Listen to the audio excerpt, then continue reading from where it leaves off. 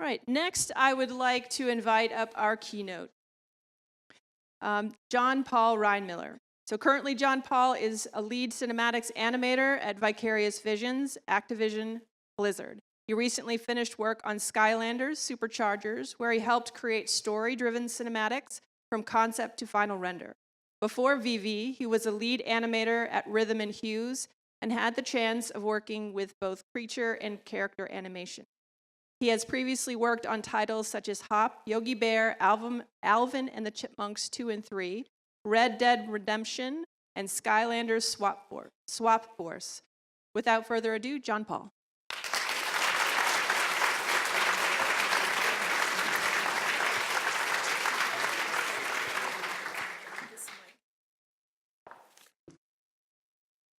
Just take me a second here.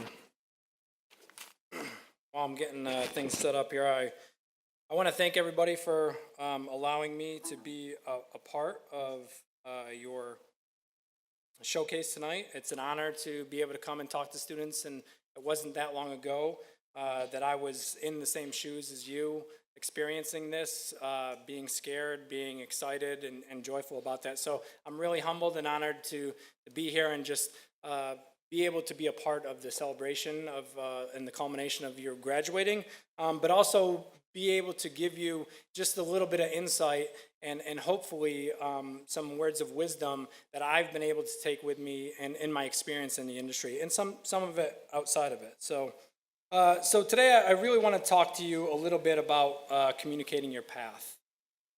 Right now, that path may look like this. Oh shit, school's done. What do I do now? How do I get in the industry?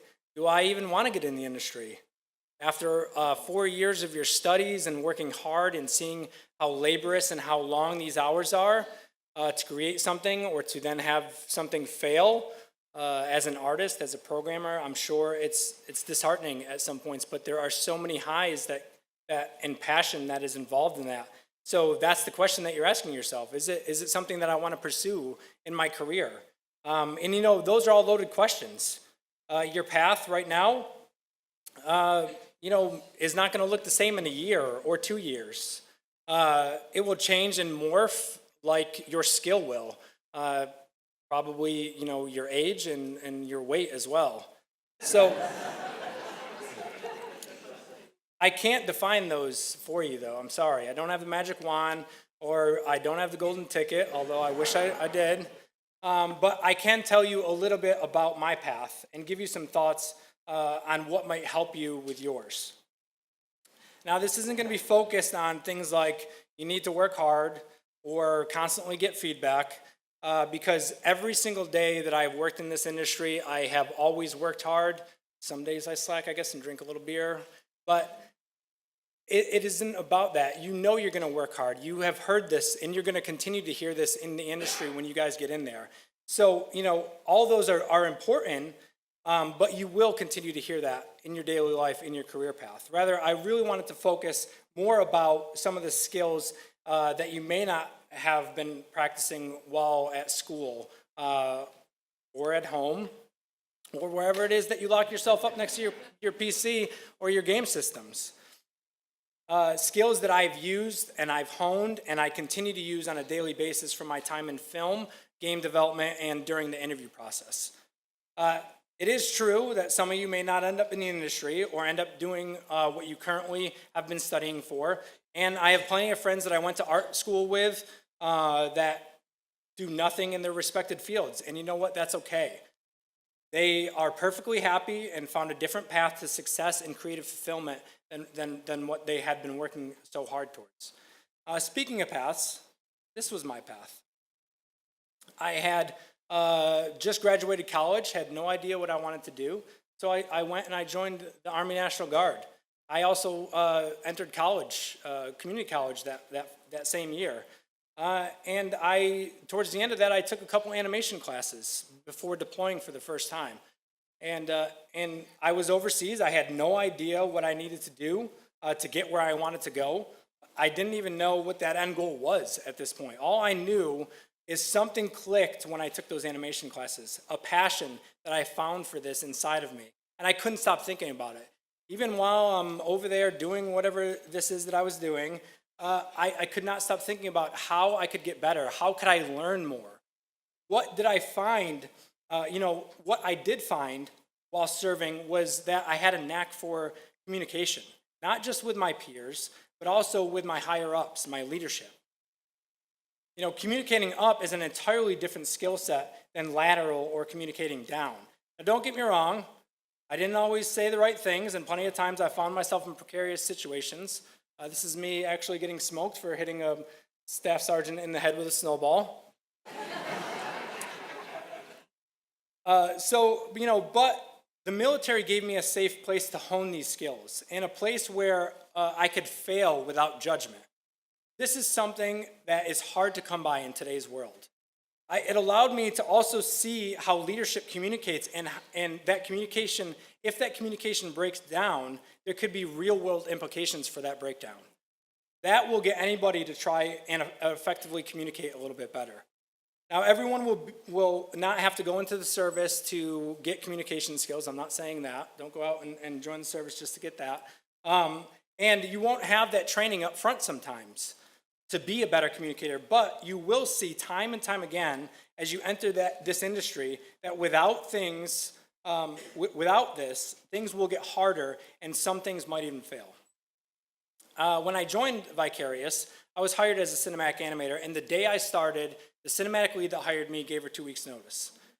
So here we are, here I am, starting a new franchise, just like the studio was starting a new franchise at the time. We were starting a new project, and along came with that was 40 minutes worth of cutscenes that we hadn't even had a pipeline built for. So I did have some experience at that point in film, technical experience, animation skills, but this was a situation where me being brand new to the studio didn't matter. It was now a situation that could easily fail. And I knew about 2 people at this point, so I had to rely on those communication skills. I began communicating with both what I felt we needed to be successful and all of the help that I was going to need around that as well. Over that time, I worked with tech art, engineering, production, and almost every other discipline that there was at the studio, getting to know everybody. I didn't even know those disciplines existed or had to talk to them, but that was the point. I needed to establish these relationships so I could get help establishing my pipeline. So I had to learn fast, and the only way that was possible for me was by communicating. This was a project that we did, and I just want to show a quick breakdown of some of our passes in here. This was a shorts project that we did shortly after shipping our first game, but this was kind of the culmination of our pipeline afterwards. Some of the most important skills that might help get all of the great work accomplished during the life of a development cycle is communication. There are so many moving parts, moving towards one goal or one deadline or one green light, that it's essential that there is good communication to be even remotely successful. Many of the most underutilized aspects of our time at school is learning how to properly communicate, and it's because we are so honed in and focused on our craft and getting good at our craft, because there is so much to learn.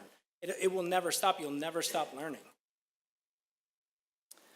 So, in the interview process, I've done interviews. I've interviewed at a lot of studios when I lived in LA. Freelancing, you bounce around a lot, you interview a lot, you get used to that process. And then when I came to Vicarious, since I've been there for 5 years, I've been interviewing a whole swath of people coming through. So, yes, your work, at least as an artist, will get you noticed, and in honestly, probably about 60% of the time. 60% of what you need to get into the studio, sorry. But it then comes down to the phone screening or the on-site interview, right? And if you aren't prepared and don't have those skills in 20 to 30 minutes of a phone screening to give a sense of who you are or how you're going to fit in there, it could significantly hurt your chances. So learn to put yourself out there, both professionally and personally. Take those opportunities to get to know people around you. It will only lead to a better work life and a more effective communication style.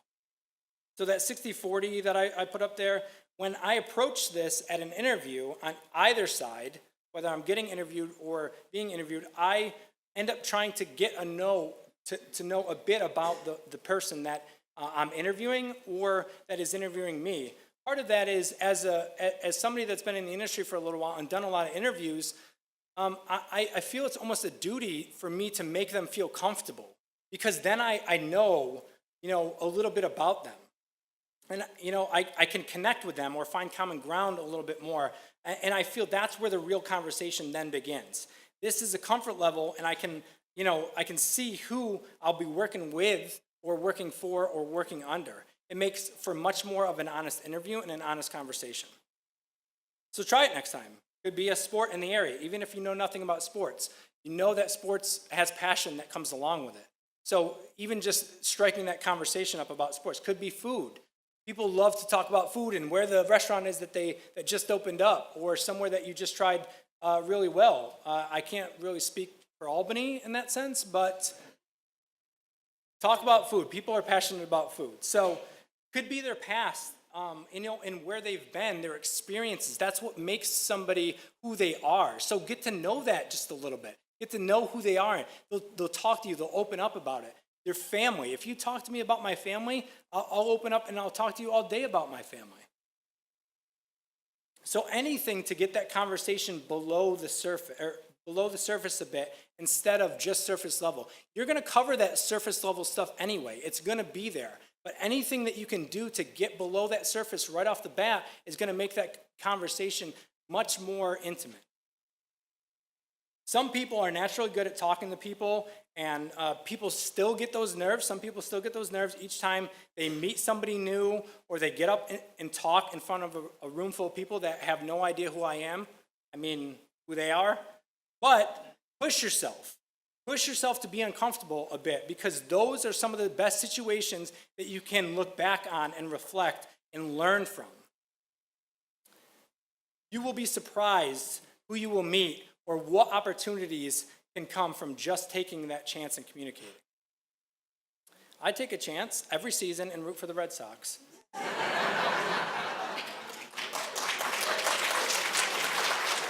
You have your first talking point with me. See, there it is. It all comes full circle. But I have to tell you, I have met more people by just wearing Red Sox gear around this country. People come in, oh, you're from Boston? No, I'm from Massachusetts, Berkshire County. Oh, so from Boston? No, Berkshire County still exists. So I have met more people and enough people around this country that I feel I almost owe them something.